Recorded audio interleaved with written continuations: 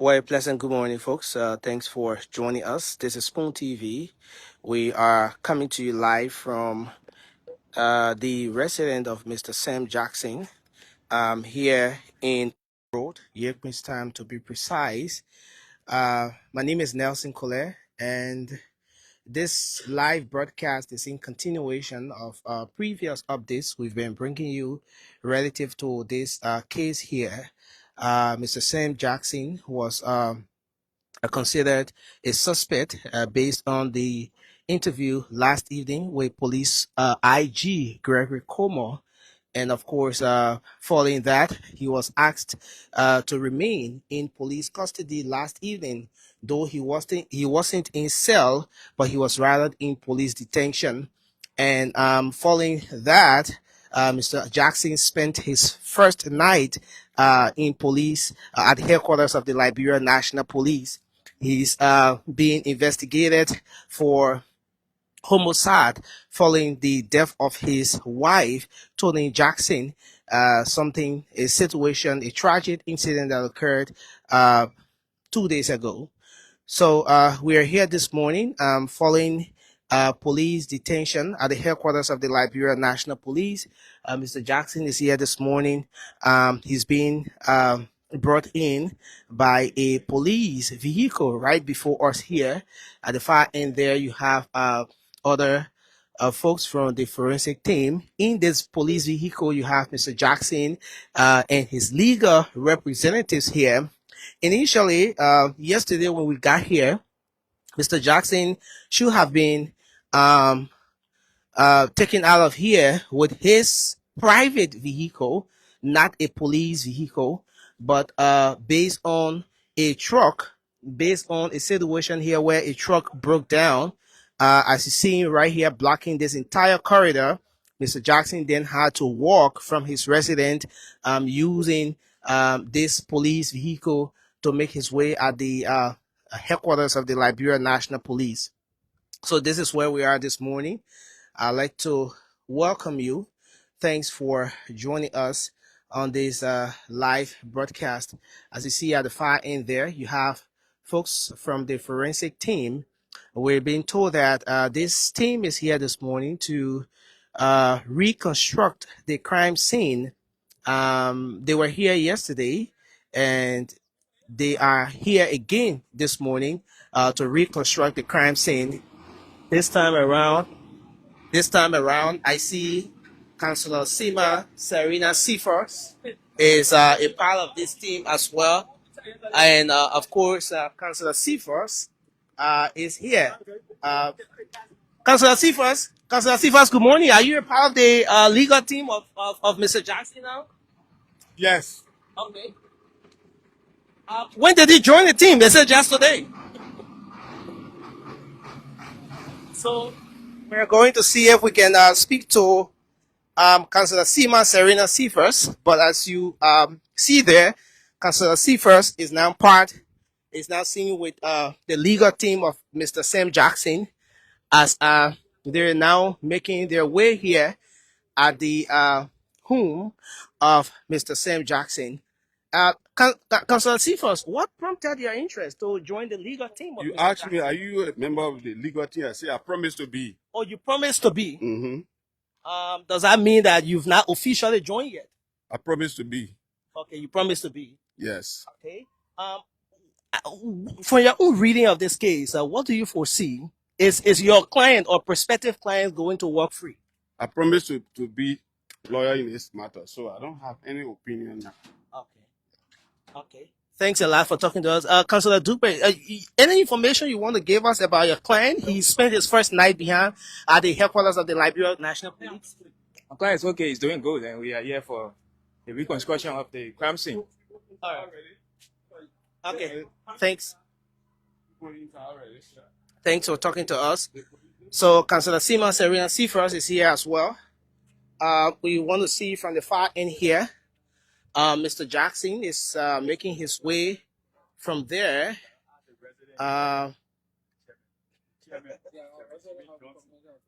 Okay, I'm going to speak to some of the residents later. So Mr. Jackson there making his way after spending his first night at the headquarters of the Liberia National Police. Mr. Jackson should have actually, he should have just, driven through this corridor, not even escorted or taken at the HQ of the LMP by an LMP vehicle, but he had to walk through this corridor because of that broken down vehicle that had come earlier to make a deposit of some sand, but then the truck just broke down. Um, Uncle Sam, how are you this morning? Good morning, I'm in very good spirits. Thank God. Let me just pass by. A lawyer don't want me to talk to you, so I just want. But hello, everybody. But you okay, right? Good spirit. Okay. Uncle Sam just told us that he's in good spirit this morning after spending his first night at the headquarters of the Liberia National Police. Um, I see members of the forensic team here. They've come back to the headquarters, to the home of Mr. Sam Jackson. Um, this is the situation. The home has been considered a crime scene. Uh, okay, so let me see if I can. Um, Good morning, sir. Okay, so I'm going to see if I can have a brief word with some of the folks here this morning. But this is what the situation is. Councillor Sima, Serena Seafers, and some other folks here this morning. At some point, we're going to, for the first time, try to speak to some of the residents here um, in the very community where Mr. Sam Jackson lives. This is Spoon TV. Thanks for joining us. We are here this morning live at the home of Mr. Jackson. Um, this is the situation. Yesterday, before we are here, we get there. What people are Yes, yesterday we were like, All right. So, uh, good morning, sir. The team is here again this morning. Why are you? Okay. All right. So he said the team is working. That's one of the members. I don't know his position on this team, but he's one of those from the forensic team, and he just passed on an instruction this morning that unlike what happened yesterday, they want this entire place to be restricted. So yesterday, while the forensic team was in there were some occupants of the home who were going in and out. So he has just passed on an instruction that the gentleman at the gate should restrict this entire facility, that there should be no going in and coming out, especially now that this place is a crime scene. There should be nobody going in, no one coming out, especially so, or particularly people who have absolutely nothing to do with this ongoing investigation. And so the team has entered. We spoke briefly with Mr. Sam Jackson, who said he's in good spirit. I asked him as to whether he's okay. He said, I didn't say I'm okay, but I rather say that I'm in good spirit. He appears very energetic as usual. And of course, Mr. Jackson is seemed to be one person who is going through this very strong, going through this particular stage. But we're looking forward now to see what happens, how long is the team going to be here?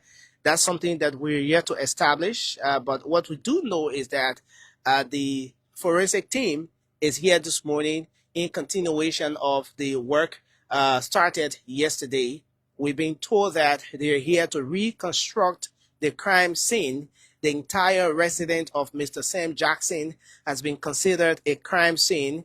And so they are trying as much as possible now to protect the entire facility here this morning. So this is where we are. As you see, the red, more red and gray vehicles all parked here are branded Tunis Rad. These vehicles or this transport service was launched just a couple of days before the passing of Mr. Sam Jackson's wife, in honor of Mrs. Tony Jackson, the wife of Mr. Sam Jackson. Just few days after the official launch of this transport service, the news hit regarding the passing of Mrs. Jackson.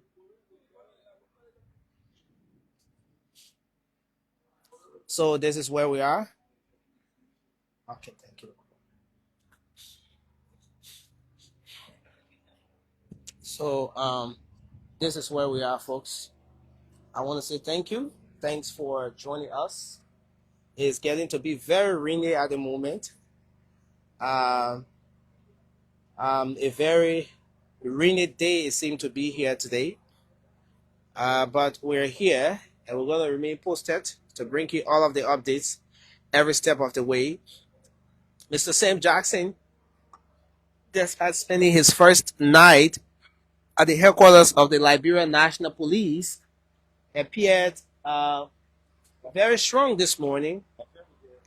He appeared very, very strong this morning. And he has said that he's in good spirit. Um, we've seen Councillor Sima Serena Cephas join the team this morning. He says, when asked as to whether he's now a member of the legal team of Mr. Sam Jackson, Councillor Cephas did tell us that he promised to be, and so that is exactly what it is here. So we're looking forward now to seeing what happens in the next couple of hours from now. But one person I didn't get to see here this morning is Councillor Greet. We're told that Councillor Greet is also a religious leader, pastor or something. So apparently the council has gone to church, but we see Councillor Jeremiah Dugo here this morning, and Anthony Jeremiah Dugo here this morning. He was one of the active members of Councillor Gloria Mususkat's legal team, and he is again a part of the legal team. We've been told that he's a lead counsel or the lead lawyer in this case, representing the legal interests of Mr. Sam Jackson. And then Councillor Sima Serena Cephas on the other end has now joined in this morning. This is where we are. Ooh. It's a very rainy day here. It's raining cats and dogs, but we are out here making sure that we can bring you this live broadcast, more of an update as we keep following all of the happenings surrounding this case. So this is where we are this morning. Liberians, home and abroad, and even non-Liberians are very interested in this case because since the information about the passing of Mr. Jackson's wife it hit the social media or was released to the public, a lot of people have been concerned. So much interest in this case. So many people want to know as to what really happened, what were the circumstances surrounding the death of Mrs. Tony Jackson. And this is one thing that has really drawn interest in this case because Mrs. Jackson, the late wife of Mr. Samuel Jackson, was a South African national. So that had drawn the interest of the South African embassy here as well. South Africans, those residing even out of Liberia, are very interested in this case because she was a permanent citizen of the country as well, a legal luminary. We have posted earlier on our school page the biography of Mrs. Jackson, spanning from her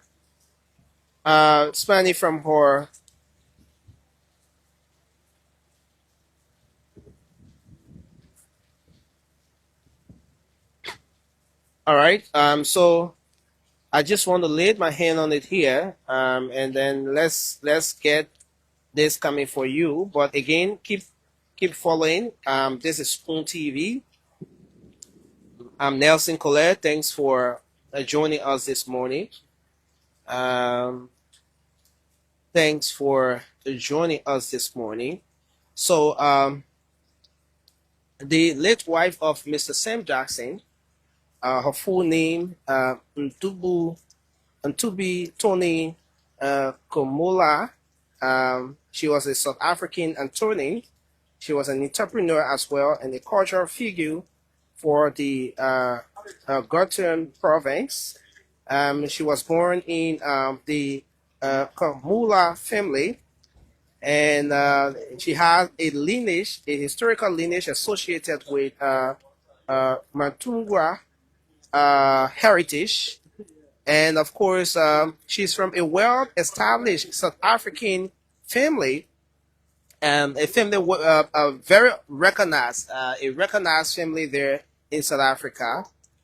She holds a Bachelor of Laws degree, a Bachelor of Commerce in Law, two Masters of Science degrees from the University of Pretoria, legal training and admission at the Attorney of High Court of the of South Africa, and Mrs. Tony Jackson studied at the University of South Africa as well from 2006 to 2012, where she completed her core legal studies.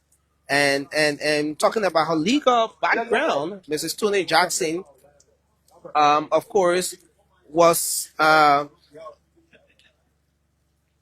she was the founder and director of the NK Attorneys, a legal practice based there in Johannesburg, and her firm provided legal advisory services, litigation support, and contract drafting and general presentation of that's representation of individuals and corporate clients. She was known for her professionalism, client-centered approach, and a dedication to ethical legal practice.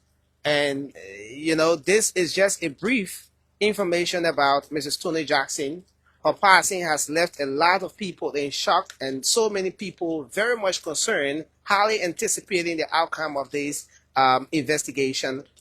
That is exactly why we are here this morning, to keep bringing you updates on the unfoldings here this morning. Okay. All right. So this is exactly where we are this morning. So I want to briefly speak with the counsel, the lead counsel in this case, Councilor Jeremiah Dugo, to let me see if I can find him to establish as to why they're actually here this morning. Because a lot of people had expected that based on the appearance of the forensic team here yesterday, that there would have been a whole different process today. But we're seeing that the legal, the forensic team has come back. Okay, so this is Councilor Jeremiah Tugu. Let's see if we can have a brief word with him. Council, good morning. Welcome. Good morning. Well, thank you. Why are you guys here this morning? I'm aware that. Okay, let me just make an adjustment here. I am aware that you guys were here yesterday. You had the forensic team coming in yesterday as well. They did some assessment, at this facility. But I see you guys are here this morning. What exactly prompted the forensic team coming back here this morning? Well, I think that's the decision of the investigation. They very well going to decide to reconstruct the crime scene if they see the need.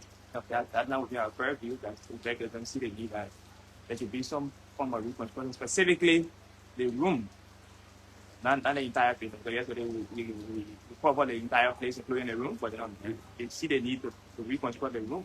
But things. That's where she was found and was taken to the hospital. So, But did they visit the room yesterday? of course they did.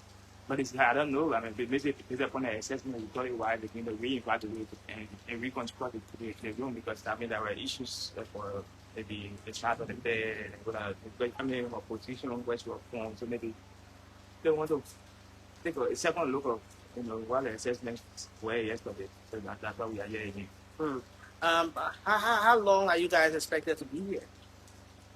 I mean, as soon as it is done, we should be getting back at headquarters. Usually, in fact, before getting there, I just heard one of the members of the forensic team saying that the crime scene should be protected and that nobody should be allowed in here, especially those who have absolutely nothing to do with this case.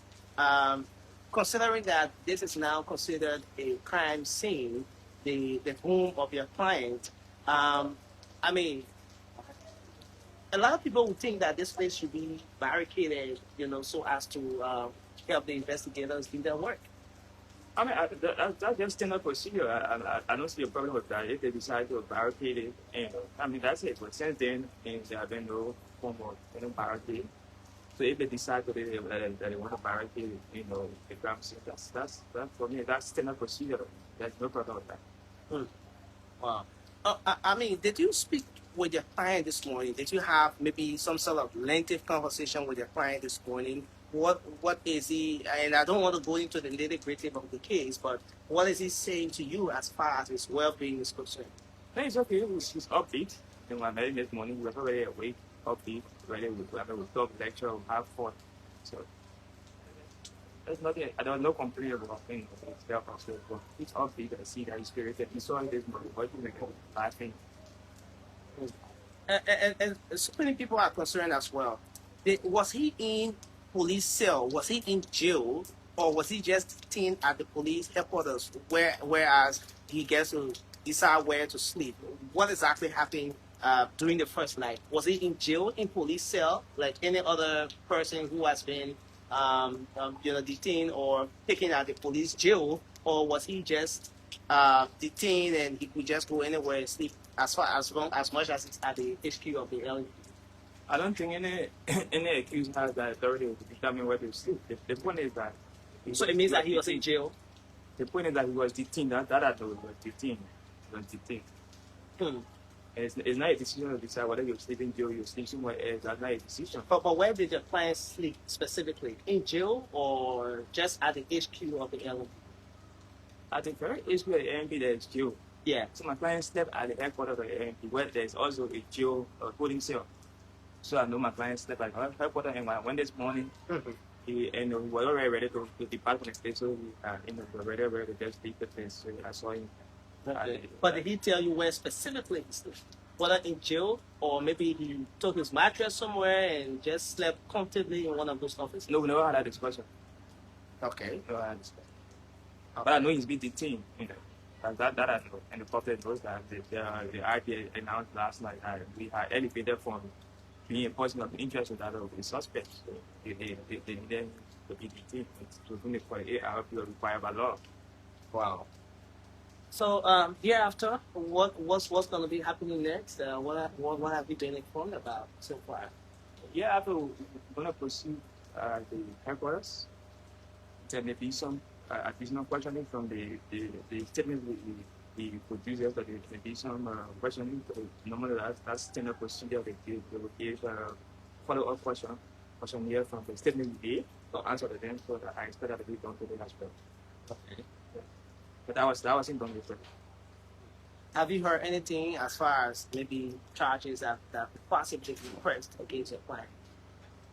No, I don't think there's any determination of any particular charge. Only what is expected here, or that the alleged murder his wife. So far, we don't even have that opinion. There's from all indication there's no way he would have murdered her or killed her. So I don't see with the police determination. I don't see anywhere like a strategy. His life of his late wife. Wow.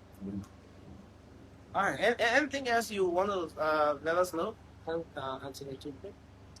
Well, that it shows that we are cooperating with the police. My client is very open. In fact, he has given his phone to the police. He even agreed. He's giving his phone to the Of police. course. And I want to know, short. Let me just do this quick adjustment here because I'm getting update on KP Sound. Um, and that's another thing that people have been concerned about as well. So many people have been pushing for the LMP to have access to Mr. Jackson's phone. So you're confirming that the LMP now has access to Mr. In Jackson's phone. fact, my client voluntarily told the police that he wants them to have a phone to tell you he has nothing to hide. In fact, even a laptop. Okay. So it's not something that somebody hiding. When did he give his phone and his laptop to the police? I mean, he had not given a laptop. I mean, he made the declaration to have everything taken by the police needs it. But yesterday, I mean, that's our fair appearance. The phone slept with the police yesterday. We turned the phones over to the police, which he has no problem with. He had decided, even during the investigation, that he ready to give a phone, even with all requests. He had made that clear, so that tells you that he has nothing to hide. What about his wife's phone? Do you have any information where his wife's phone is, as to whether the police also has access to Mr. Jackson's wife's phone? So far, I know the police has his phone. I think if they intend to have his web phone, they know the way to get it. And once they see the possession of my client, he's willing, because he's very open to investigation. He's willing to give everything the police need. I mean, he's just been providing the information ready just to prove his innocence. So, but have there been any point in time where the police requested his wife's phone? No, not yet. Okay. Not yet. Okay. Thanks a lot for talking to us, sir. You're welcome. Yeah. All right. So, folks, this is where we are, and you just listen to the lead lawyer in this. Okay. So let me put it that way. He said I should say the co-counsel, in this particular case, with Mr. Sam Jackson's wife, the investigation of Mr. Samuel Jackson on allegation, on suspicion of homicide following the death of his wife, Mrs. Tony Jackson, a South African lawyer, an entrepreneur, and of course, this is something that we've been following very closely, and we're making sure that we can bring you all of the updates every step of the way. The legal team, or the legal team of Mr. Jackson and the forensic team, they're in there at the moment. They are conducting their own investigation, reconstructing the crime scene. Yesterday they were here. They toured the entire home, went throughout the facility, the bathroom, and the garage, and just every part of the home was searched yesterday. And that was the execution of the warrant, the search and seizure warrant. Since in fact on the very first day when the incident occurred, Mr. Jackson was angry, and he said that the police could not access his home without a warrant.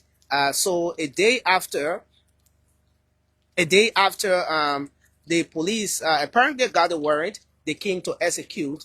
And yesterday they went through the entire house. But just speaking with Councillor Dubre, he has told us now that the concentration today is on the room where the incident occurred, where Mrs. Jackson was found dead. So the concentration is on the room. What actually happened? The size of the bed, the position of her head, where she was lying, and the where the blood was spilled, and everything they now take into consideration, so as to further inform the investigation, and that then will lead to what the police next decision will be. All of this happening here is part of processes leading to whether or not Mr. Jackson will be charged and forwarded to court, or as to whether he's going to walk out a free man. The police is trying to establish probable cause to know as to whether Mr. Jackson actually has a connection with this information, or the death of his wife. Let me put it that way. Another thing that's happening here is that this investigation could also further vindicate Mr. Jackson, but not just that. remember, there were other people in the home when the incident occurred. There was a cook here, there was a driver here, there were other domestic workers here as well. So it is just possible that all of these investigations, especially with the forensic team in there now, and all of the fingerprints and all of the pieces of information they are gathering, it is just possible that it could be linked to anyone. I mean, just someone else who was in the house as of the time the incident occurred. There are possibilities that this could be linked to someone else. They'll also be trying to establish that as to whether there were people, as to whether those in the room at the time had any connection with the death of Mrs. Tony Jackson. So as much as Mr. Sam Jackson is a person of interest, in fact, not a person of interest anymore, Mr. Sam Jackson is now a suspect. The fact that he's a suspect in this case and he's being investigated as well means that other people who were in the house, who were here when the incident occurred, could just be linked or whatever. So the only thing that can prove that beyond all reasonable doubt is the investigation and the pieces of evidence now that the police is compiling, the forensic team is putting together, the fingerprints and everything that they're putting together now. That's exactly what's going to determine that. But as we speak, Mr. Sam Jackson is still being investigated. He's going to be spending another night at the headquarters of the Liberia National Police, speaking with his lawyer, trying to establish as to whether Mr. Sam Jackson was actually in police cell or just in detention.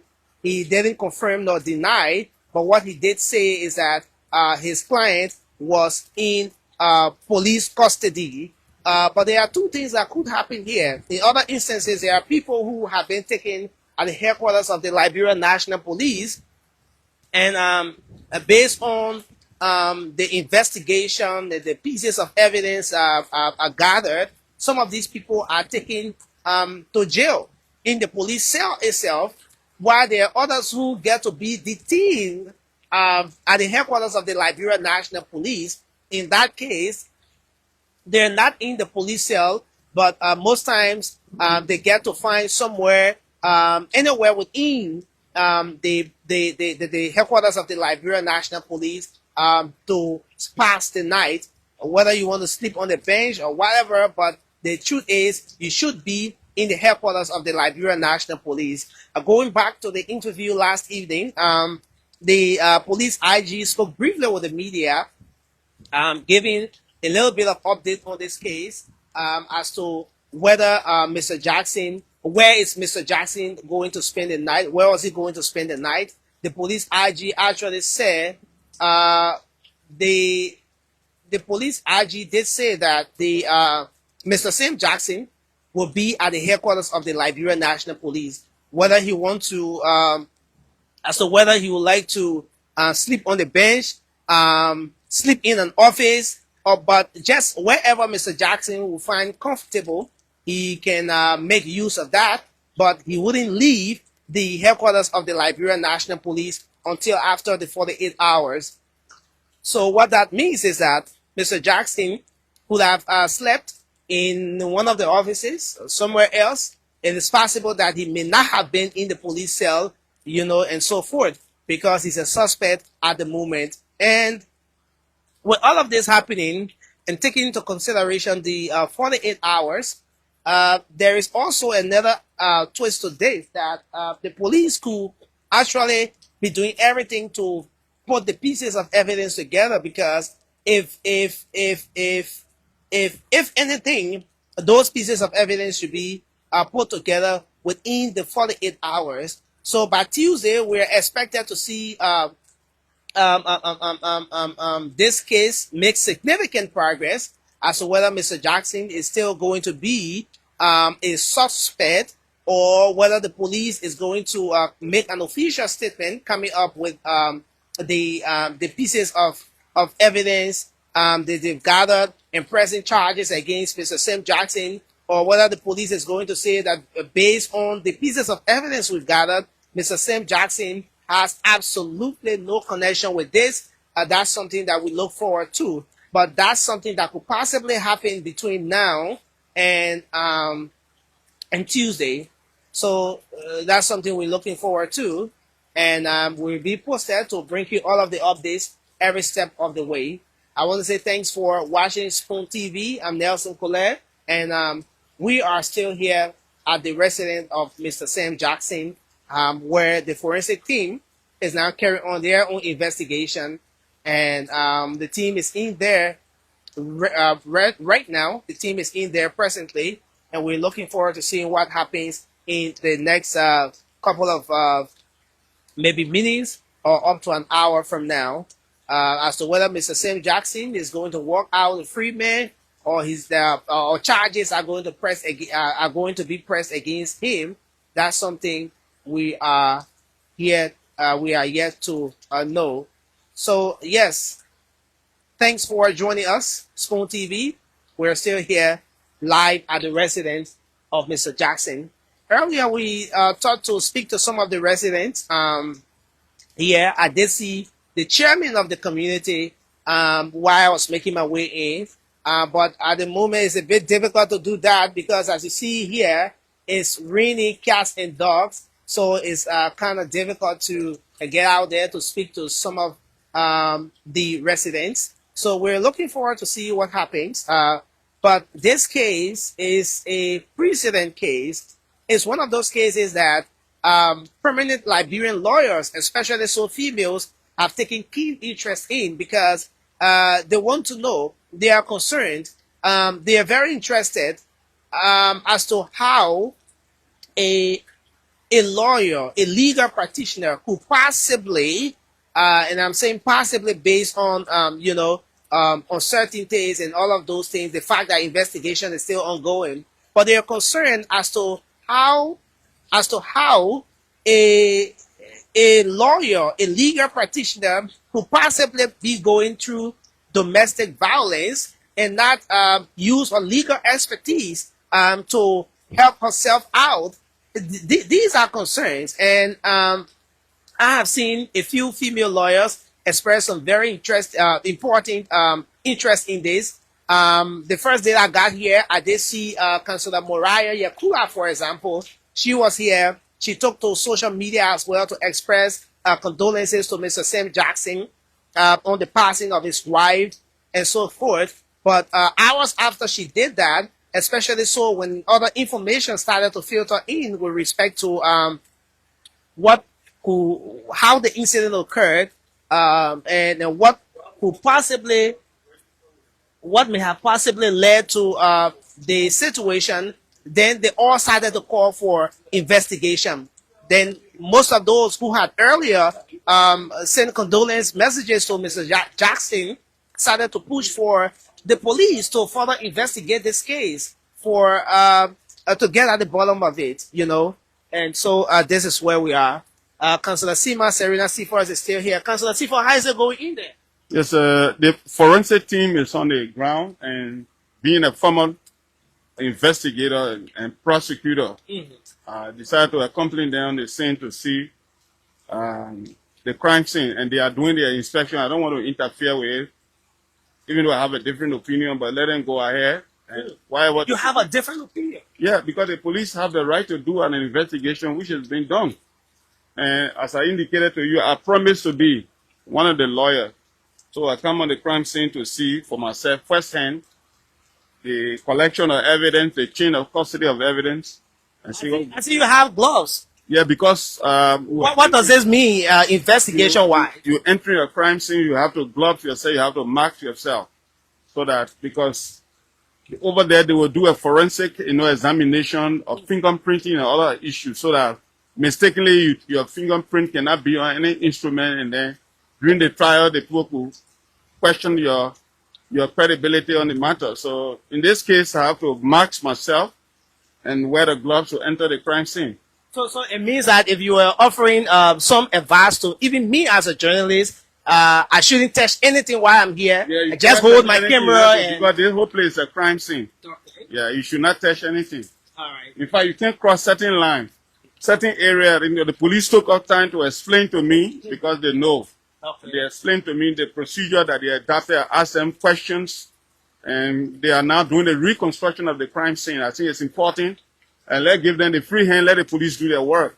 As an investigator yourself, Councillor Seafers, what you see here, do you think the right processes are being followed? Well, the Supreme Court have said in one case in the 1950s that where death has occurred, the state must arrest. So I don't have a problem. They can invite anybody, a person of interest. So my client was invited as a person of interest. It's not a crime for us. We are cooperating. So I told him he has to cooperate with the police. At the end of the day, whatever they come our way, we'll challenge it. We'll work along that. The death occurred on Saturday, and we're talking about investigation on Friday and on Saturday. The death occurred on Friday. On Thursday, sorry. Investigation started on Saturday, and today's Sunday. I'm talking about the forensic team coming here. Do you think it was timely? Do you think it's timely? They can visit the scene as many times as they wish. Okay. It's part of their professional responsibility. So what they are doing, they're doing a reconstruction of the crime scene, and I know the procedure, so I saw them watching. But when they finish, everybody came to brief me in here and there. I just look and laugh. I said, well, go ahead. Look and laugh? Yeah, because they were doing a professional job. I will have to reserve all comments until the best place that I know where to fight is in the courtroom, so I have nothing to say. And I simply said, I promise to be. They asked me. I said, yeah, I promise to be one of the lawyers. Councillor Seafers, a lot of people may be concerned. What is the difference between promise to be and I am one of the lawyers? Well, I'm looking at the elements of the investigation. I didn't even want to force some other thing in, but I'm looking at the circumstances and conditions surrounding the case. In principle, I've agreed, but you are a lawyer falling into a matter when you have a formal contract. I have not signed a contract yet, so initially I promised to be. Yeah. So if you sign that contract, will you be offering your service as a pro bono, or you started already? So that is an implied contract that I've signed. The fact that I'm here on the crime scene, I've been fully briefed by the police team of forensic investigator. So be it. That's great. Is this a pro bono service? In a matter like that, most times render pro bono services. Even I have a case at the International Criminal Court. I'm rendering pro bono services. Okay, most times, but I'm talking about this specific case. Is it a pro bono? Well, my services are bought and paid for. They are on sale. I sell my services, professional services around the world. So this is just one case. He's a friend. He's a friend. He is out of movement of trials and tribulation. All his friends are those who believe and have the legal perspicacity to provide the guidance and direction that he needs to be able to put in the position, because where he is now, he is terrified. So I empathize with him because it's an unfortunate situation. His beautiful wife has died. Under such mysterious circumstances, he needs all the professionals to be able to guide him, to be able to come through. Because moments of desolation and trials are times that people should be close and people should work together. So I don't see it on the basis of money so much. I think it's a solemn duty and responsibility on my part to... But counsel, you still haven't answered my question. Is it a pro bono or a pay for service? I know professionally you should be. If I say it's a pay for service, the next question would be how much are they paying you? No, I'm not going to ask how much. It's a pro bono service. All right. Thank you. Thank you very much for talking to us. So we stay here, folks. Spoon TV. We are live at the residence of Mr. Sam Jackson. And yes, this is in continuation of updates we've been providing relative to the passing of Mr. Jackson's wife, Mrs. Tony Jackson. And yes, we've been trying to just speak to some of the folks here. You just listened to Councillor Serena Seafers, who told us that he's one of those who have been a friend to Mr. Jackson for years, and he has decided to form part of the legal team. He intends to be one of the legal practitioners, and the reason why he says intend to be or want to be is because he's here to sign an official contract, but he has expressed interest, and that's why, in fact, he's here this morning to render his legal services, making sure that Mr. Sam Jackson, he can push all of the legal arguments to ensure that Mr. Sam Jackson his client or prospective client get the justice that he needs. So we're here this morning, and he says he's been observing the process closely um, as an investigator himself, watching the forensic team carry on investigation. He has just been laughing, and when asked as to whether he was laughing because the folks there are not proceeding rightly, he said the best place to speak will be the time to speak. But now he's he's reserving all comments. He's more like observing the process to see as to how he put together his own pieces of information and his arguments to possibly make the case for Mr. Sam Jackson. So this is where we are this morning. He says he's rendering a pro bono service to Mr. Jackson, but then he at some point said that he's going to sign a contract. So Spoon TV will definitely be doing investigation. As you know, we're going to get a copy of the contract as well to confirm that this is a pro bono service. I'm yet to hear from. Oh wow. Unfortunately, I cannot answer this call. Okay. So let me. So you can kindly call me on the other WhatsApp, sir. You can kindly text me on the other WhatsApp.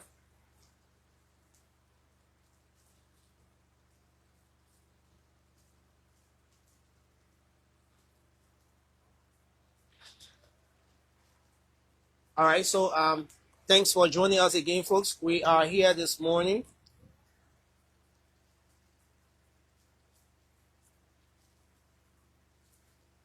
All right. So yes. So the lead investigator on the forensic team is DCP Raphael Wilson. Yes, that's the lead on the forensic team here at Mr. Jackson's residence. Is DCP, Deputy Commissioner of Police Raphael Wilson. And most of you must have seen earlier when I came on and when the head of the forensic team came out and tried to instruct the gentleman at the gate to make sure that people who do not have anything to do with this investigation stay out of the crime scene. That person giving the instruction is the head of the investigative team here or the forensic team, and he is DCP, Deputy Commissioner of Police Raphael Wilson. So he's here with the team this morning as this investigation continues.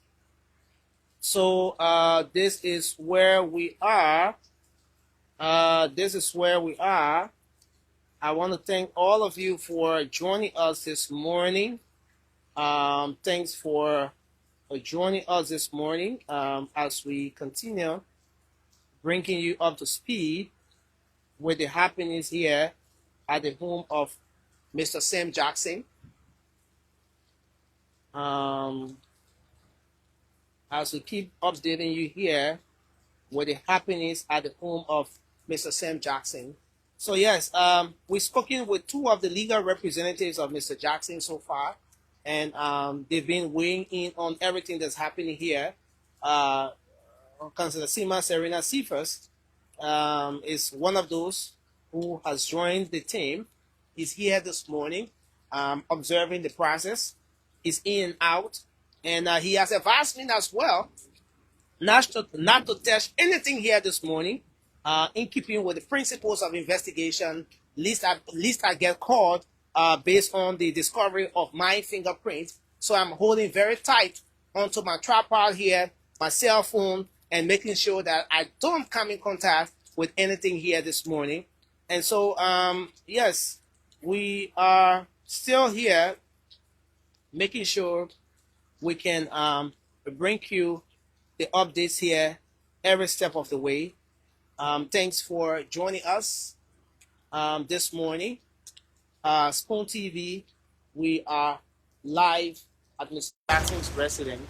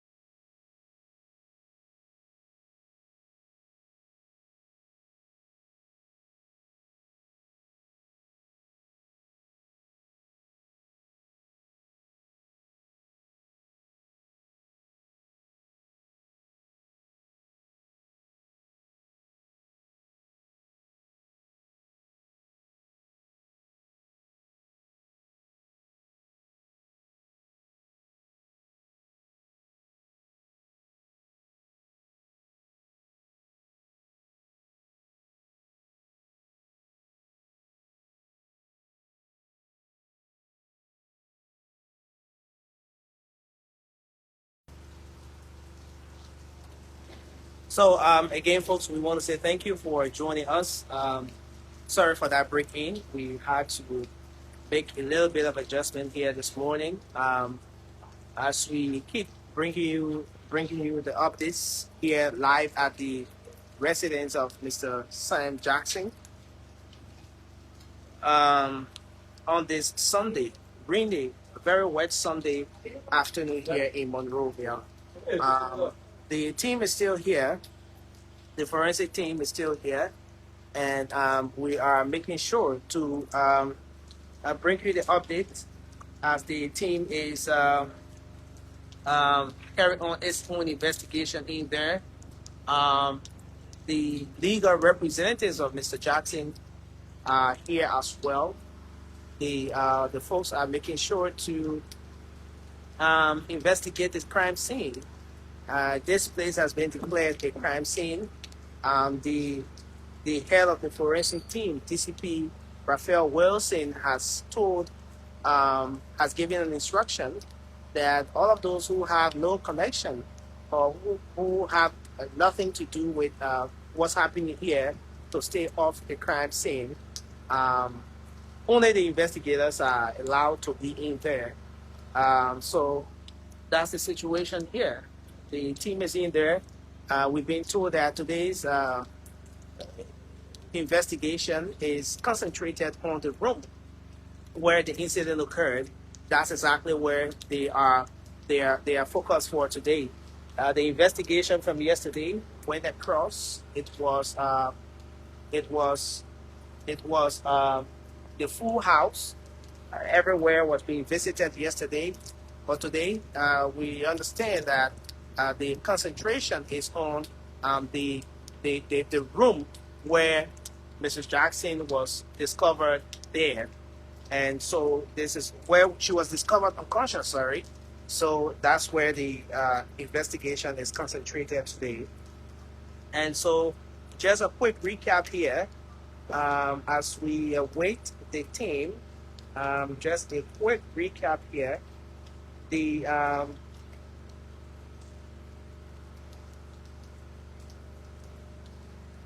So when the incident occurred, Mr. Jackson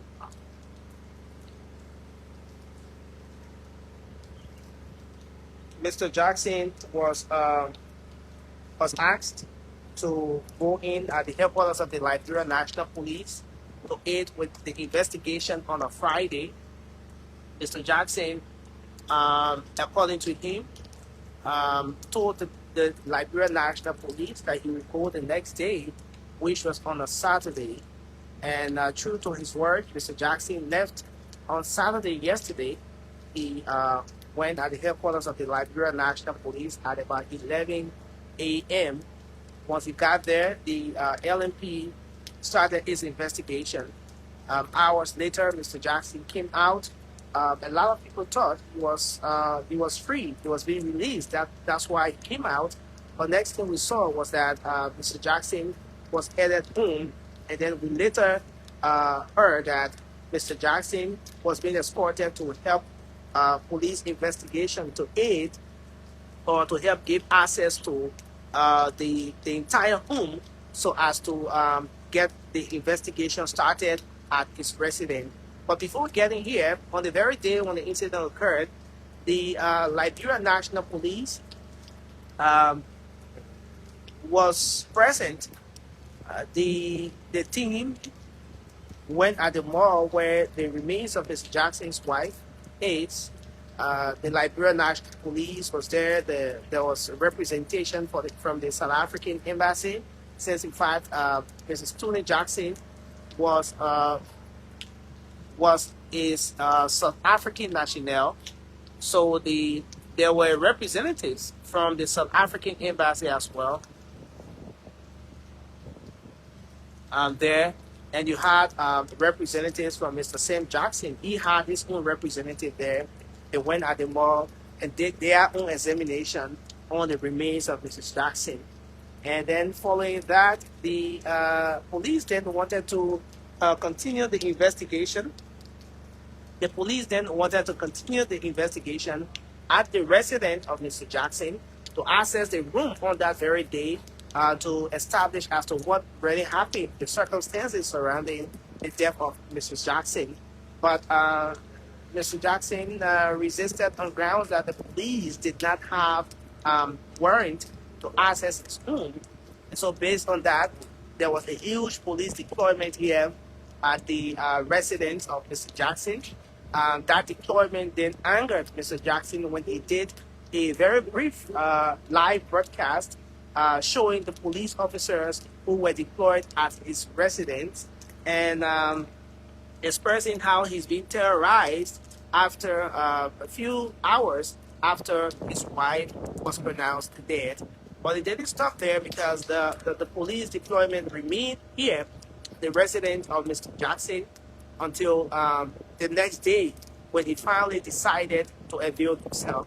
But before voluntarily driving to the headquarters of the Liberia National Police, the uh, the legal representatives of Mr. Jackson made their way here.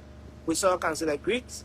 He was here. He came close to 1 hour before the departure of Mr. Jackson for the headquarters of the Liberia National Police. They had a very long consultation.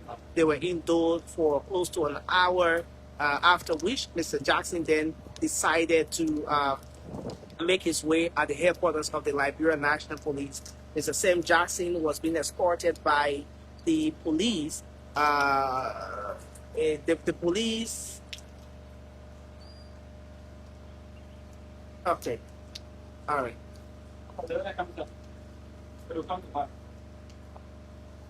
All right. So yes. So he was being escorted by the police, and he made his way at the headquarters of the LMP, and that then led to the several hours of questioning and everything that happened at the headquarters of the Liberia National Police. So yes, we're still here. We're still seeing family members and other sympathizers.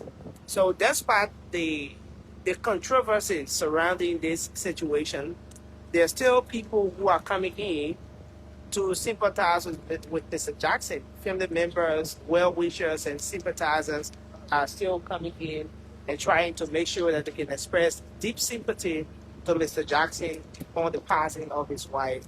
Since we got here this afternoon, the early afternoon hours, we've seen lots of family members go in and out here. But what is happening is that unlike the day before, you will usually see people come in. So folks, it's raining. So yes, but you usually see people come in from here, from the main entrance. They come in from the front porch. But based on the investigation that's ongoing now, and the fact that this place has been declared a crime scene, all of those coming in now are not using the front porch, but they're rather using the back of the facility because there's another porch here.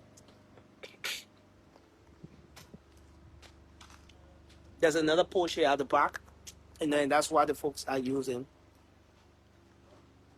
So this is where we are. Thanks for joining us. A little bit of rain, but let me get out there to see if I can speak to, I can establish contact with some of the folks that are earlier in the. I want to see something how the cricket come out. So I want to see if I will. Okay, let's give you a view of what the outside here looks like. All right, so even the chairman and the other folks I saw here, they've all left because it's been raining here heavily. But this is the environment, and I'm told there's a chairman for this particular community who had earlier expressed interest speaking with us. But that was when Mr. Jackson was making his way in, and we had to capture that moment. And so we're looking forward to seeing what happened here. So this is the environment where Mr. Jackson lives. And of course, this is where you had the police deployment just the other day, moving at the far end there. And Yes, this is the environment right here where Mr. Jackson lives. And yes, on the very day when the incident occurred, there were people deployed all at this end, and there were residents and bystanders who had come as well to see what was happening. They were equally concerned, and of course, yes, this is where um, most of the community dwellers came, stretching to the far end there where you have the breaking down vehicle, the truck that's breaking down. That is exactly where they were, just observing all of the happenings here. But yes, at the moment, there's no police deployment here. That's the first thing to note. At Mr. Jackson's residence, there's absolutely no police deployment here, unlike what we saw on the first and second day. It's different here. And this is happening probably because Mr. Jackson has now decided to comply with police investigation. Unlike when he, resisted access to the room and access to his home on grounds that the police did not have an arrest or a warrant from the court. Now he's complying, and his legal representatives have also said that their client, they've advised the client to comply with police investigation. And so based on that, there is now the absence. There's absolutely no police deployment here like what we saw on the first and second day. Apparently, these things were happening because they wanted to make sure that Mr. Jackson remained in that space where they can get access to him at any time, especially so when the investigation was yet to commence. So thanks for joining us. I don't think we can have access to. I don't think we're gonna have access to the chairman again. Apparently, the rain took the chairman away. But yes, this is where we are. This is where we are. This is where we are. And Mr. Jackson, as always, especially on the Spoon Talk, said, "What about my water? What about the people in the slum where I live?" He has always said, when I stand on my balcony and look down, I see people living in makeshift structures. Apparently, this is what he has talked about for a very good time, because this is just the environment where Mr. Sam Jackson lived with his South African wife. And yes, the investigation is still ongoing. We will try as much as possible to speak with some of the residents. And, this is Sunday. And, usually a lot of people will be home and so forth. But we're going to try to see if we can speak with some of the residents at some point in time. And I also see from the far end coming in is the commissioner for crime services investigation, Commissioner Johnny Dean, is making his way here at the residence of Mr. Jackson. Remember, we told you earlier that the forensic team has been in there, making sure that they can. Okay, Commissioner Dean there, making his way. He just entered. All right, he just entered.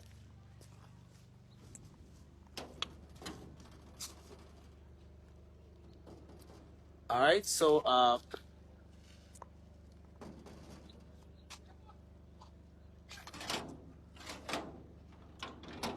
right, so this is where we are. The Commissioner of Crime Services Investigation, Commissioner Johnny Dean, has arrived here on the scene um, as the investigation continues. All right, so Spoon TV, we're still here. I see the team apparently is concluding. DCP Raphael Wilson is escorting the Commissioner of Crime Services Investigation, and the forensic team is still in there making sure they do their work. I see a very big box here that could probably be a forensic box where all of the pieces of evidence and everything is put together. Yes, but the team has been focusing on the room for today. Focusing on the room and putting all of the pieces together to establish what may have gone wrong. So this is where we are. We'll remain posted, bringing you up to speed every step of the way.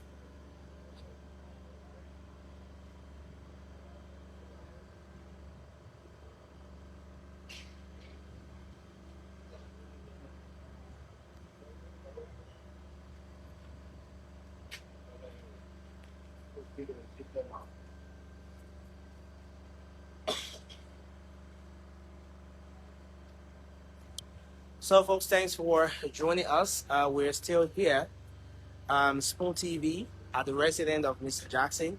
So, the forensic team apparently have concluded their investigation in the room because, as you saw earlier, when the team arrived here, they came with this box at the back there, and right now, the team, after close to an hour, they've come out with a box. They've put the box on the push, as you see there. And the team is seated now and having a conversation in there. What that means is that Mr. Jackson has been cooperating with the team, just as his legal representatives have said. The first day when we got here, Mr. Jackson he was tense. On the very first day when we got here, he was very tense. He did not have that cordiality with the officers of the Liberia National Police that we're seeing now. You saw in his first live broadcast, the live video he did, when he was very tense and engaging the officers and expressing disappointment over the presence of police officers at his residence. But this morning or this afternoon, it's a bit different. What we see here is more like a confirmation of what his legal representatives have been telling us, because they have told us repeatedly that they had advised their client to cooperate with the police. And this right here appears to be exactly what is happening. The team came in, they went in for close to an hour. They've been doing their investigation. Close to the conclusion of that investigation, we just a few minutes ago, we saw the Commissioner for Crime Services Investigation, Commissioner Johnny Dean. Commissioner Dean came in, and he has been engaging with his team as well. He came in just a while ago, and he's now in there. They're sitting and having conversation, following all of the pieces of evidence they have put together from the room where the incident occurred. So we're looking forward now to see what happens. Well, we want to make sure that our gadgets are safe as well, with the rain and all of that. So Commissioner Dean is sitting in and having conversation with his team now. So we look forward to see what happens in the next few minutes. What we've been informed by the legal representatives of Mr. Jackson is that they are going to head at the headquarters of the Liberia National Police following this. Okay, so one of the team members just came in quickly, grabbed one of the objects or instruments or equipment or whatever, and he has run back in. What exactly do they want to do with it? That's something we are yet to establish. But yes, so this box was out prior to the arrival of their boss, the Commissioner on Crime Services Investigation, Commissioner Johnny Dean. And once he got in, sat with them, they're having some conversation. Next thing we saw is that one of the members of the forensic team came out hurriedly took a tools from the box and is running back in. So we are yet to see what exactly happening there. But Mr. Jackson isn't tense like what we saw in a few days, like what we saw on the first or second day. Today he's very kind. And when I spoke with him upon his arrival here, he told me that he is in good spirits. I did ask him as to whether he's okay. He said he's not okay, but he's in good spirit. Speaking with his legal representative, the legal representative said his client is in good spirit as well. He said he spoke with his client this morning. His client is doing well. Mr. Jackson, following this investigation and suspicions and everything, spent his first night at the headquarters of the Liberia National Police. And a lot of people have been very concerned to see what the content of Mr. Jackson would look like, especially following the very first night behind bars, all happening at the time when he has just lost his wife. But Mr. Jackson had a little bit of smile on his face, and he came across as that person who's trying to be strong. And in the midst of the claims and counterclaims as to whether Mr. Jackson did or did not do, what is going on now is the police investigation. And we're watching closely to see what happens in the next couple of hours or so, or a couple of days, especially so when Mr. Jackson has up until Tuesday to be arraigned before a court of competent jurisdiction.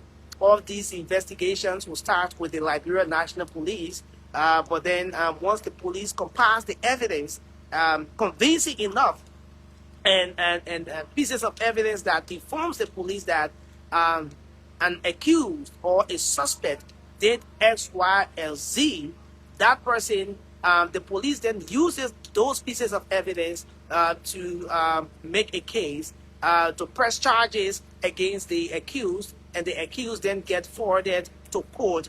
So this could just be the case. This is the process going on now, but there are two things that could happen here following the investigation. Mr. Jackson could be arraigned before the court. There could be charges pressed against him, though his legal representatives are saying that they're yet to establish if there will be charges pressed against their client, what those charges will be. Though they are informed and they're aware of what they're getting into, they are very much informed that there has been allegations of murder, since in fact this is a homicide investigation going on. But they are yet to establish what the possible charges could be, but they are optimistic that the client will be set free. So this process could just lead to Mr. Jackson being vindicated. After everything, all of the pieces put together, the pieces of evidence collected from the mall, the pieces of evidence collected from the room where the incident occurred, or the testimonies from the witnesses or those other persons of interest who were invited. Remember, the cook of Mr. Jackson was invited at the headquarters of the Liberia National Police for questioning. She's been providing information as well, since she was the person in the house as of the time the incident occurred. So she has been speaking with the Liberia National Police. She has been providing pieces of information. She's been saying exactly what she knows about everything that's happening here. So these are pieces of information that could make a very great determination as to what happens with this case. So let's say the cook has been speaking. The driver, one of the drivers as well, has been speaking to police investigation, saying what he knows about this situation. So all of these pieces of information will further inform police decision as to whether charges will be pressed or not. These are just what will lead to that. So three major places that the investigation has been focused, though there are other sources as well that will inform police investigation. There will be maybe people calling in as well, informants. There will be informants, a lot of individuals who gave the police information or pieces of information that will help with this investigation. But in the meantime, The three cardinal areas where the investigation has been focused so far has been at the morgue, examining the body, making sure that they take a close look at the uh, the remains of Mrs. Jackson's wife, to establish as to what may have gone wrong. So the police has already gathered the evidence from there. Good thing is that there were representatives from the South African embassy and from Mr. Jackson's end as well. So yes, these three areas are the places that these investigations have really been focused on. So now they're at the home. They've taken testimonies from the witnesses, the cook, the driver. Now they're at the home. They're emphasizing the investigation today is emphasizing is focused in fact on the room where the incident occurred. This is an indication that progress is being made here, and Liberians, home and abroad, and every single person who's interested in this case can be sure that in the coming days there will be an official statement from the Liberia National Police, whether vindicating Mr. Jackson or pressing charges against him that will lead to a court proceeding. All of these will be the next stage, but this particular stage is very crucial, and that is exactly why we're here, to keep bringing you up to speed, providing all of the updates as this process goes on. So thanks for joining us. I'm Nelson Colette. This is Spoon TV, and we are here at the residence of Mr. Sam Jackson. We are here at the residence of Mr. Samuel Jackson, renowned Liberian economist, a political analyst,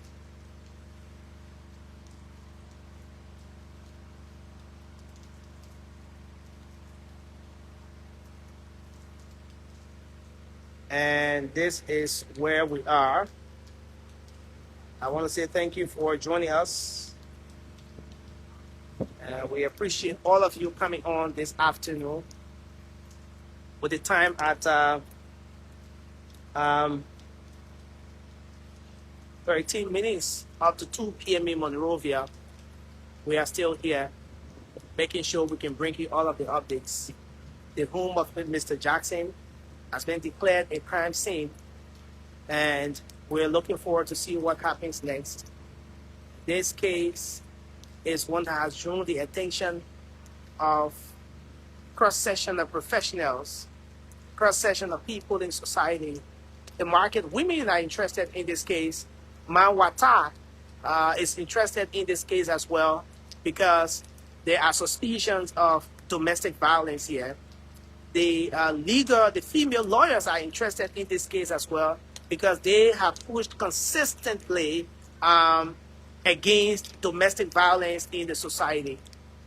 Well, even the men are interested in this case as well, because most of them have daughters and they want to make sure that their daughters are protected.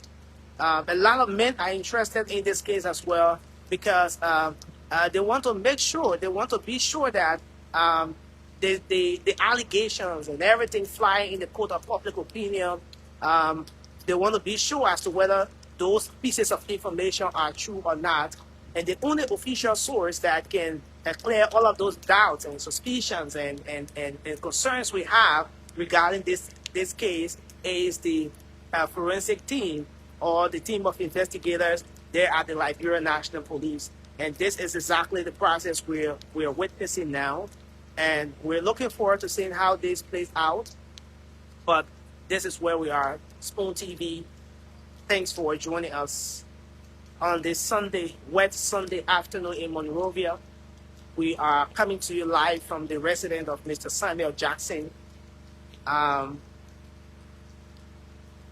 renowned Liberian economist, political analyst, a stalwart of the Citizens Movement for Change, a newly established political institution in Liberia, and we are watching closely to see what happens at the end of the day.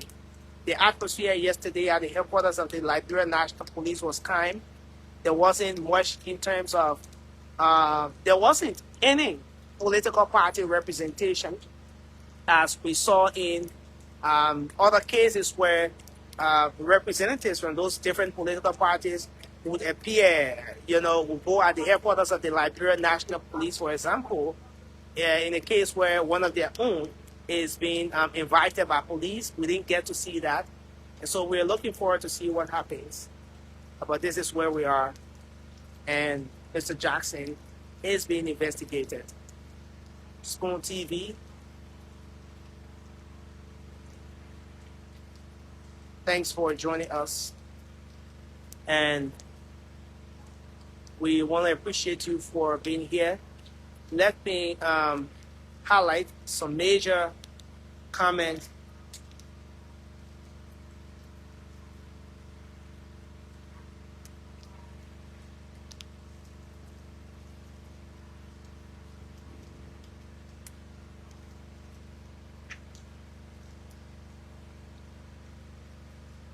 We want to appreciate you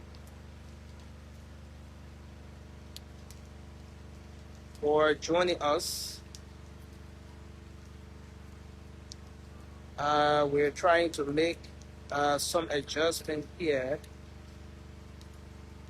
We're trying to make some adjustments here. Let's hope we can do that. Let's hope we can do that.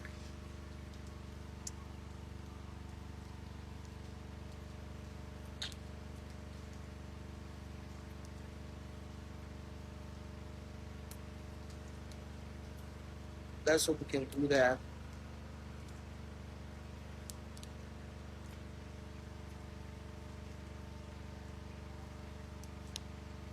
All right, so let's hope we can do that. Thanks for joining us. So let me give you a view of something here, folks. So before the arrival of the Commissioner for Crime Services Investigation, Commissioner Johnny Dean, the forensic box the team brought in was positioned right here, indicating that apparently they had collected all of the pieces of evidence and they were about leaving. The forensic box was placed right at this point, but we did see the arrival. We did see the arrival of Commissioner Johnny Dean, the Commissioner on Crime Services Investigation. And once he got in, next thing we saw was one of the members of the forensic team running in for some tools within the box, and he ran back in. As we speak, the entire box has been taken back in to the house. So what this signals is that probably the police was already concluding this investigation. Something new may have been discovered for which they had to take the box back in. But we are yet to establish that. But that's just an observation here. The entire box was brought out once the head of that entire investigation team, Commissioner Johnny Dean, came in. They had to take that box back in, and they're still doing investigation. Councilor Sima Serena Cephas, who is an investigator himself, have said that he's just been watching the process and he's been laughing as well. But he's putting his own pieces of evidence together as well. He's putting his own pieces together as well, to make sure that he make the possible strongest argument for his client. He has said repeatedly that his client is innocent, and I see the folks are coming out now. Okay, the two legal representatives of Mr. Jackson, Anthony Jeremiah Dugo and Councilor Sima Serena Cephas, in there with the forensic team. The head of the forensic team is DCP Raphael Wilson. He's in there. And just moments ago, we saw the commissioner on crime services investigation, Commissioner Johnny Dean, come in as well. A strong member of the team here, and we're staying in here, making sure that we bring you the updates. Thank you for joining us. Spoon TV.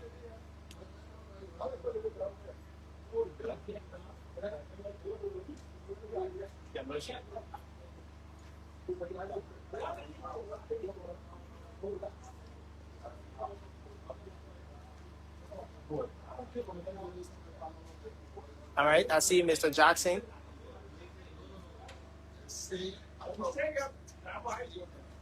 All right, Mr. Jackson. Mr. Jackson is here as well.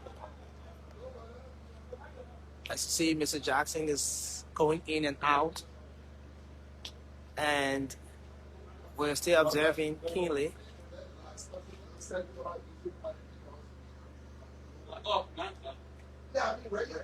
So Commissioner Johnny Dean has just passed a mandate that nobody should be allowed in there, especially upstairs.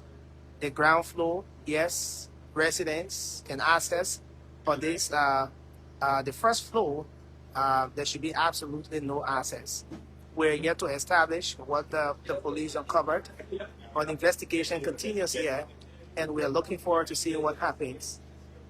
Good thing is that you have the representatives, the legal representatives of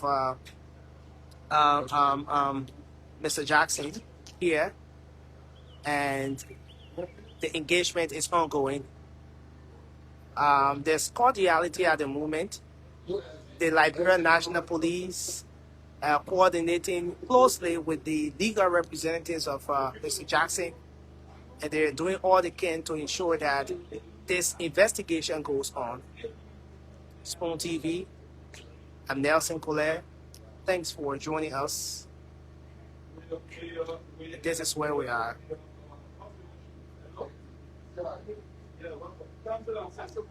So the Sima Serena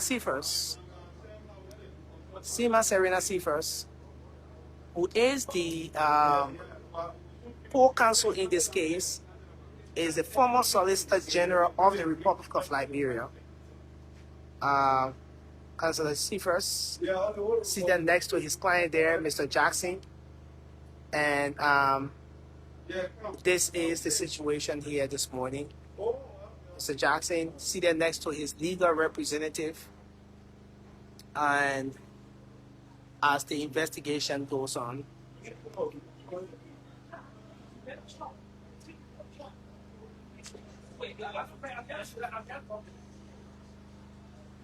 So, Mr. Jackson consulting with his legal team. On his legal team, you have Councillor Jeremiah Dubo. He was one of those legal representatives of Councillor Gloria Mususcat in that landmark case. And Councillor Sima Serena Seafers is former Solicitor General of the Republic of Liberia. So these are legal minds, major legal practitioners in the country representing the legal interest of Mr. Sam Jackson. We want to appreciate you for joining us. Mr. Jackson has said at the moment, every other comment will be made through his legal representatives. And so he's not in the position to speak to the media. But his legal representatives have been speaking to us as well. They've been saying what's exactly going on, what the issue is, what their observations are, and that they are going to make the strongest possible argument for Mr. Sam Jackson. The inspection on his face, facial inspection is another conversation. But you can make your own analysis of that. The legal team consulting what exactly went on in there, That's something that we are yet to establish. But you can make some analysis around that as well, folks. As we remain posted to bring you nothing but updates on this situation as it unfolds. The members of the legal team consulting here, the forensic team consulting there. What exactly are they saying? What exactly is going on here? That detail will be brought to the public very soon. Thanks for joining us as we keep posted, bringing you all of the updates every step of the way. This is where we are, Spoon TV, still posted at the residence of Mr. Jackson. And coming out just a while ago, the expression on Mr. Jackson's face wasn't that welcoming. It wasn't that great. But who knows?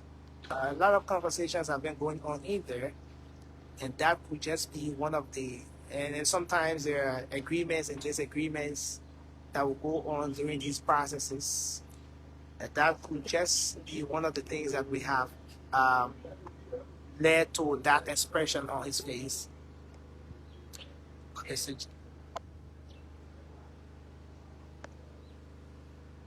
But Mr. Jackson didn't seem happy at all. He didn't appear happy at all when he came out just a month ago. He doesn't seem to be in a good mood. But the Commissioner for Crime Services Investigation, Commissioner Johnny Dean, is still here, communicating, engaging. The legal team have been having their own engagements. The forensic team were having their own engagement. Now we see the legal team of Mr. Jackson and the forensic team all standing together, and we're yet to establish what's going on here. Thanks for joining us, Spoon TV. I'm Nelson Collier, and we are live here at the residence of Mr. Jackson.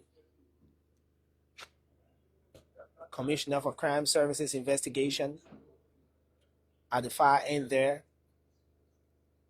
Since he got here, things are relatively different.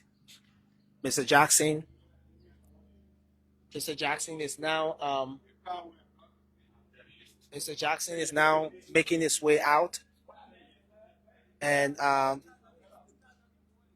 Mr. Jackson is now making his way out. He's being accompanied by his lawyer. Mr. Jackson is being accompanied by his lawyer, his legal representatives, as they are making their way back at the headquarters of the Liberia National Police.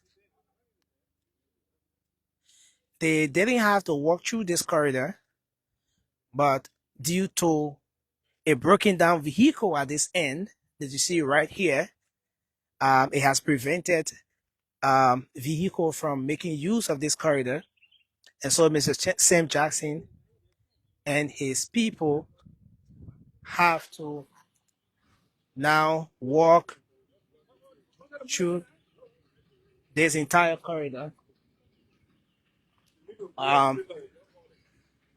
On his right is Councillor Sima Serena Cephas. On the left is Jeremiah Dubo, the Antony. At the back is DCP Raphael Wilson. And everyone is now making their way back to the headquarters of the Liberia National Police. I want to see if we can. Oh, shut. Oh.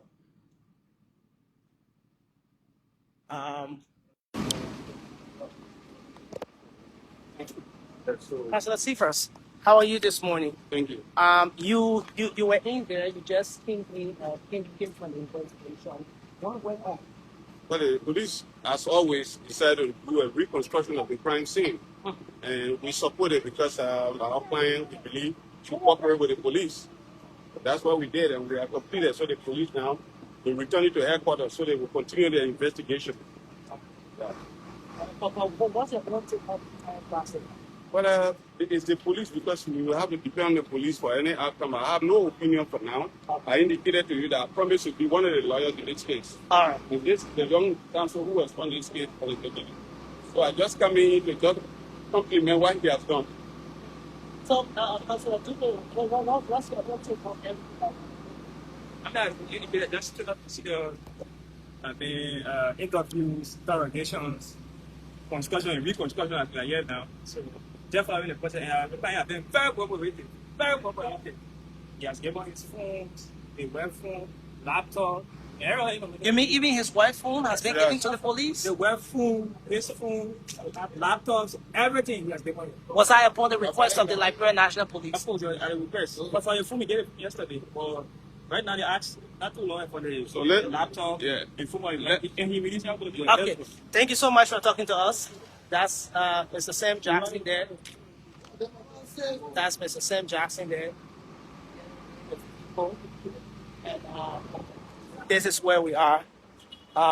Let's speak to one of the relatives who has been in there. Hello, how are you? How are you doing? So, what do you make of the investigation going on? I don't want to tell anything. Wow. Well, the relative there have said she's not in the position to say anything. But we are trying to see now if we can make our way here at the headquarters of the Liberia National Police, where Mr. Sam Jackson is about to be taken. The police vehicle is expected to take off shortly. And this is where we are. Spoon TV, thanks for joining us as we continue providing all of the updates here in this case.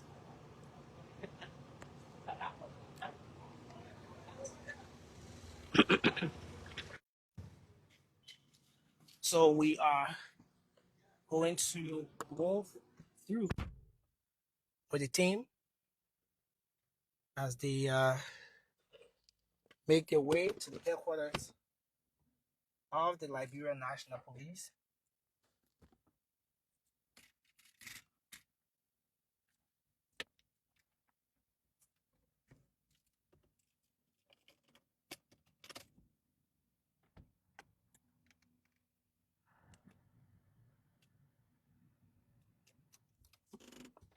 Okay. All right. So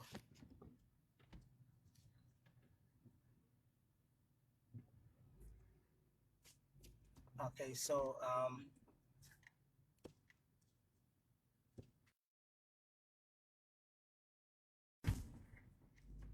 the police vehicle there before us, and that vehicle is where Mr. Samuel Jackson is.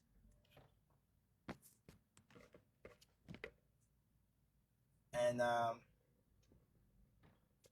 making our way now at the headquarters of the Liberia National Police as we keep bringing you all of the updates in this case. Mr. Jackson's lawyers have told us that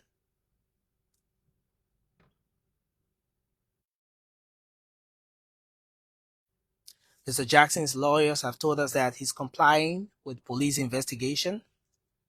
They've also said that Mr. Jackson have handed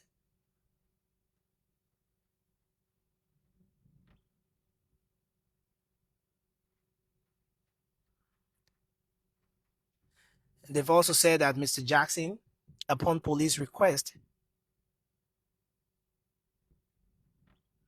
Mr. Jackson, upon police request, have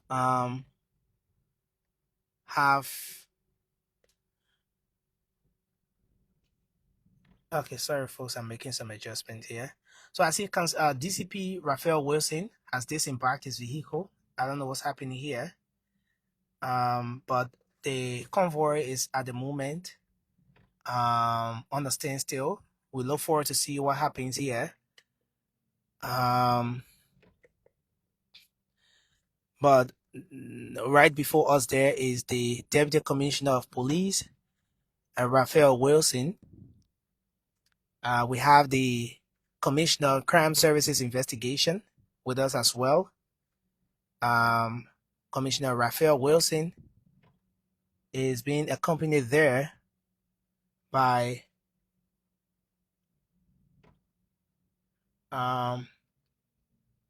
another officer, and we're yet to establish what's happening here. But this is Spoon TV. I'm Nelson Colette, and I want to say thanks to all of you for joining us. We're headed to the headquarters of the Liberia National Police, where Mr. Sam Jackson is being taken for a second day into this investigation, as we watch eagerly to see what happens in the next hours or the coming days. There are indications that the vehicles are now taking off, the lights flickering on the vehicle at the far end there, as the Liberia National Police escorts Mr. Sam Jackson back to the police HQ. So we are headed towards Capitol Hill, and this is where we are. I want to appreciate all of you for joining us. Spoon TV, this is where we are.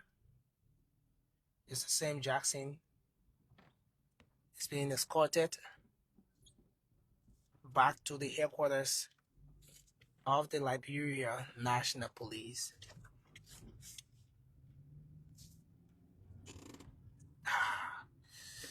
Wow.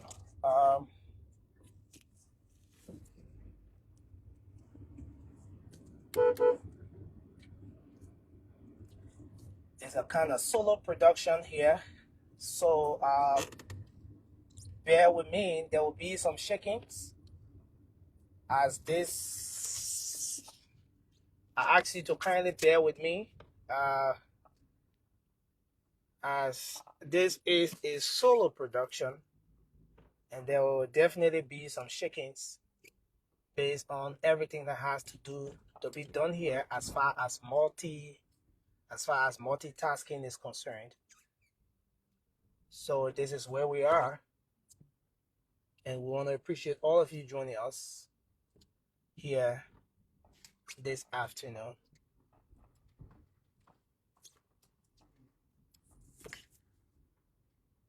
Okay, so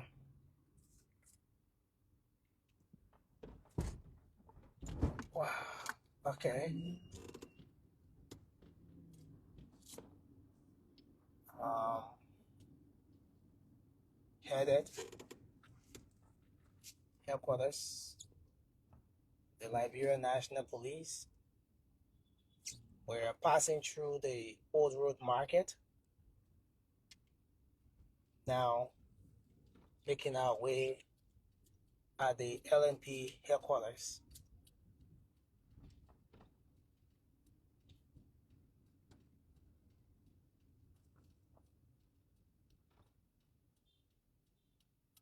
So this is where we are.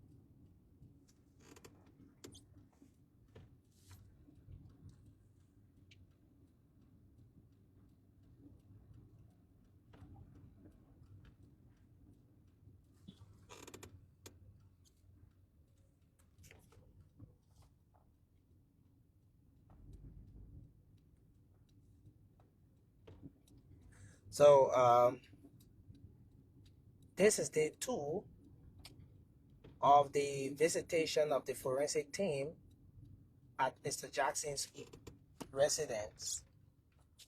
And this situation has resulted to even more concern. So on day 1, the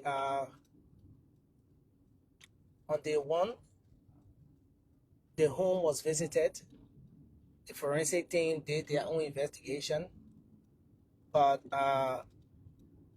the resident still had access to the residence. In fact, today the home, the residence was they are declared a crime scene, and then the first floor of the building has been closed to the residents. So there's gonna be absolutely nobody, no one going in and out of that place. On day 1 of the forensic team visit.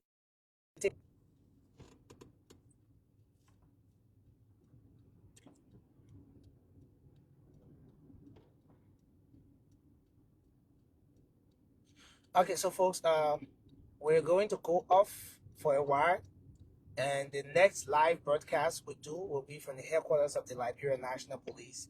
I want to say thanks for watching Spoon TV. I'm Nelson Collier, and bye for now.